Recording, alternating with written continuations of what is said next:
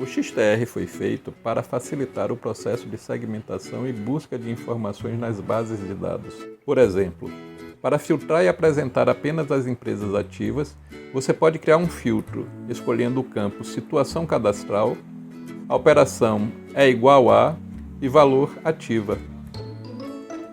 Ou intuitivamente agregar os dados pelo campo Situação Cadastral e, em seguida, acionar o botão esquerdo do mouse sobre a palavra ativa na área de dados. Observe que o filtro correspondente foi criado automaticamente para você. Você pode seguir neste processo com novas agregações e adicionar novas linhas ao filtro. Quando o resultado da agregação dos dados resultar em mais de 10 linhas na tabela, utilize a caixa de pesquisa para rapidamente encontrar e escolher o parâmetro desejado. Por exemplo, para restringir os dados apresentados ao município de Curitiba, no Paraná, agregue os dados por município e na barra de pesquisa busque por Curitiba. Clique sobre o nome do município na área de trabalho para criar o filtro e apresentar apenas os dados do município. O XTR possui outra poderosa e intuitiva forma de adicionar critérios de segmentação no filtro.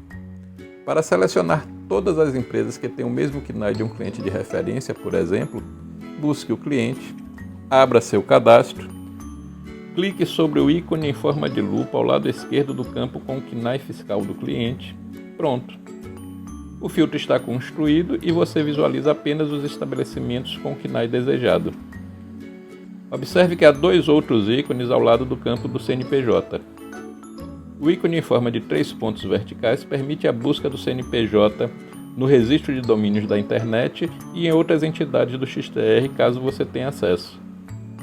O ícone de grafos, parecido com a letra V, abre a exclusiva ferramenta de análise de relacionamento entre empresas e sócios. Veja que o grafo de relacionamento pode ser aprofundado em diferentes níveis para uma melhor compreensão dos relacionamentos de mercado.